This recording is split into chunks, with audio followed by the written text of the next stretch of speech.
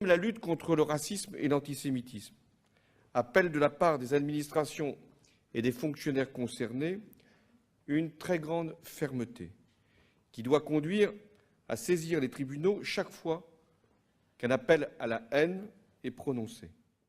L'islam et l'islamisme, c'est exactement la même chose. Trop de discrimination, trop d'insultes, trop d'agressions, fondées sur justement des considérations racistes, xénophobes, antisémites, nous obligent à mener ce combat avec grande vigilance. Et c'est vous qui devez le faire, autant que ceux qui ont appliqué les lois de la République. Ne laissez rien passer. Vous reconnaissez qu'il y a des musulmans en France qui vivent dans la paix, qui n'interprètent pas à la lettre les textes du Coran, qui sont totalement intégrés. Mais ça, c'est vous qui le dites. C'est pas vrai? Non. En islam, il n'y a pas de musulmans modérés. Ça n'existe pas. Quand un étranger refuse de vivre comme les Français, pour moi, ça s'appelle des colonisateurs. Pour sauver la France, vous écrivez, il faut réinstaurer des discriminations entre Français et étrangers. Oui, là, je dis oui. Redonner au christianisme la primauté sur la société. Culturel, oui. Culturel. Désigner l'ennemi, l'islam. Oui. En ce moment, à côté de vous, Marine Le Pen, elle est de gauche. Mais elle a toujours été de gauche. Comment vous voulez assimiler des gens quand un mec qui est bac+5 sous prétexte qu'il s'appelle Mohamed, il ne trouve pas de boulot? Ces gens-là ne devraient pas s'appeler Mohamed. Leurs parents auraient dû leur donner des prénoms français. Il y a des mots qui blessent. Est-ce que pour vous, un prénom français, c'est un prénom chrétien? Exactement. Donner un prénom qui n'est pas un prénom français à ses enfants, c'est ne pas se détacher de l'islam. C'est vouloir continuer l'identité islamique en France et c'est vouloir transformer la France en un pays de plus en plus musulman. Est-ce que vous estimez pour autant que Rachida Dati, Zinedine Zidane, Jamel Debbouze, Omar Sy sont moins français que vous, que ces gens-là sont moins français que vous? Oui, ils sont moins français que moi, mais j'estime qu'en donnant des prénoms musulmans, ils refusent de s'approprier l'histoire de France. Vos chroniques. Et je l'ai dit à Rachida Dati d'ailleurs. Vous qui a avez donné un point de prénom à sa fille Zora. Je trouve ça scandaleux. Je lui ai dit. Comme quoi, vous voyez, je me cache pas. Qu'il se fasse soigner, je pense. Je pense que c'est pathologique, non? Au bout d'un moment, qu'est-ce que vous voulez que je réponde à ça? L'irresponsabilité, c'est fini. La complicité, c'est fini.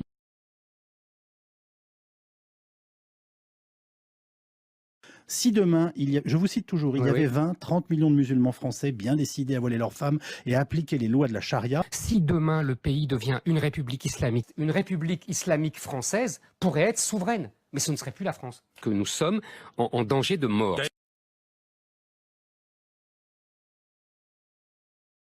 Ça veut dire qu'il faut désislamiser des quartiers entiers français qui sont devenus islamisés. Qu'il faut leur donner le choix entre l'islam et la France. Ne laissez rien passer. Parce que nous sommes dans une logique post-coloniale. Ça s'appelle de la colonisation, Yves Calvi. Et donc, quand on a des terres colonisées, soit on se soumet, islam, ça veut dire soumission, soit on se révolte contre la colonisation. Il faut une libération. Il faut une libération. Il y a en France des centaines de Saint-Denis et de Molenbeek. Pour l'instant, on confine l'armée dans un rôle scandaleux de gardiennage, de protection des édifices religieux, etc. Mais l'état-major de l'armée sait qu'un jour viendra où il devra reconquérir ces terres devenues étrangères sur notre propre sol. Le plan est déjà dans les cartons. Il a pour nom Opération Ronce, il a été mis au point avec l'aide des spécialistes de l'armée israélienne. Comme ils avaient fait à Gaza, ils leur ont conseillé de faire la même chose, ils leur ont expliqué comment il fallait faire, parce que les Israéliens sont des spécialistes évidemment, et donc le plan français est prêt. Vous prétendez que l'armée française est prête à faire quoi, un nettoyage. À faire du nettoyage? Oui. C'est la bataille d'Alger qui recommencera.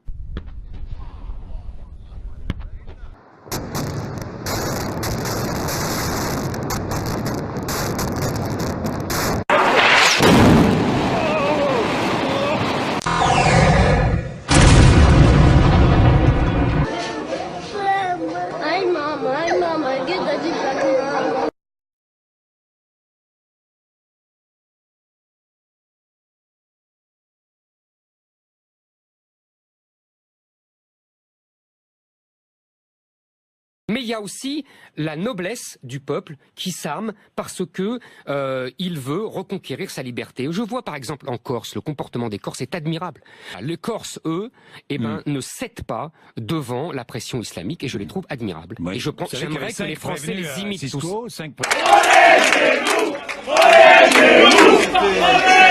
Vous avez des citoyens français qui sont des Arabes musulmans, qui sont des citoyens français. Qu'est-ce que vous en faites? Vous allez les remettre dans des bateaux quand même? Attendez. Vous allez trop vite en besogne. D'abord, essayons de traiter les problèmes les uns après les autres. La fermeté et la détermination du gouvernement seront sans faille.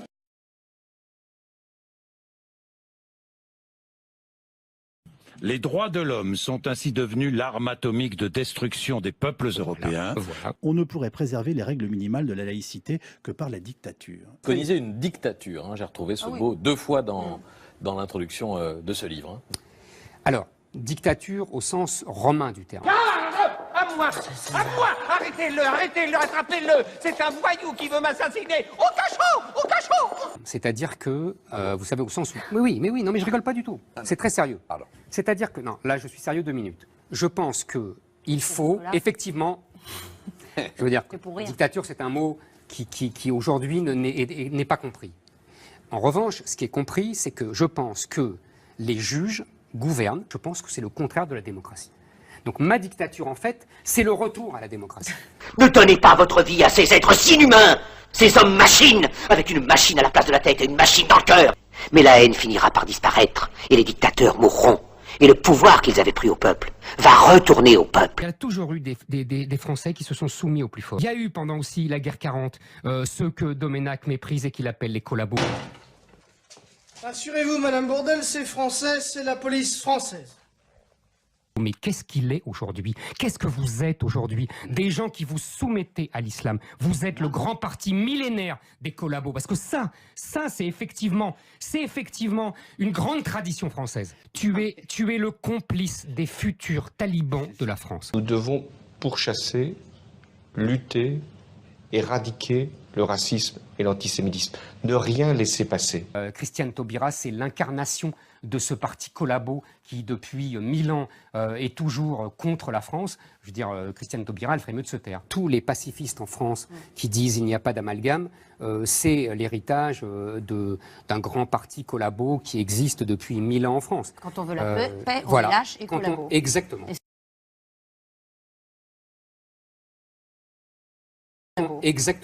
Exactement.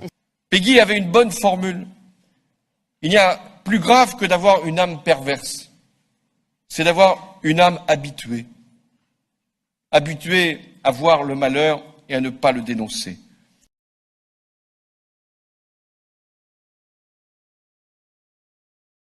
Et qu'est-ce qu'on fait? Qu'est-ce qu'on fait? Avec nos musulmans. Est-ce qu'on leur interdit d'exercer leur culte? Est-ce qu'on crée un système d'apartheid? Vous dites qu'il faut discriminer.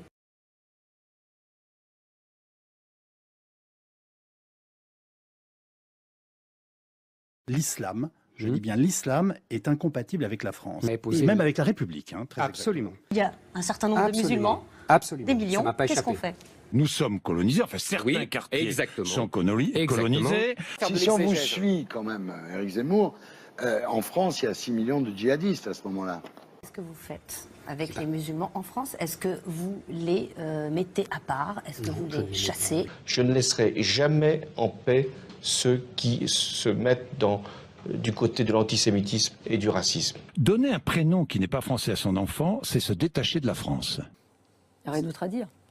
Vous trouvez scandaleux qu'ils remettent en cause le fait qu'on puisse avoir des prénoms étrangers pour des Français? Est-ce que vous trouvez scandaleux de donner le prénom à un de vos enfants, de votre maman?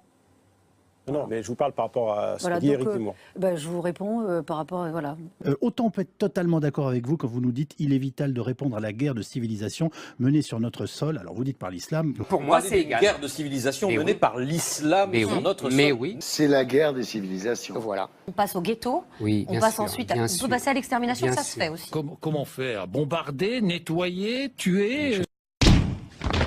Être raciste, antisémite, xénophobe, c'est commettre un délit. Ceux qui y contreviennent doivent être sanctionnés. Et il n'y aura aucune indulgence, aucune hésitation dans son application.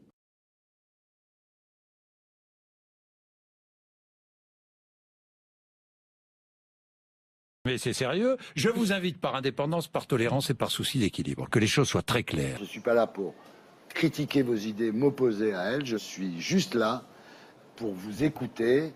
Même si je ne partage pas toutes vos idées, vous avez le droit de les exprimer. Nous, à RTL, en fait, nous sommes très, comment dire, très scrupuleux sur la liberté d'expression et le pluralisme des opinions. Voilà. Il se trouve que Éric Zemmour correspond à une façon de penser d'une grande partie de la population maintenant, de nos auditeurs aussi. Et donc pour nous, il est important, si vous voulez, que sa pensée, on est d'accord, on n'est pas d'accord, mais que sa pensée soit exprimée.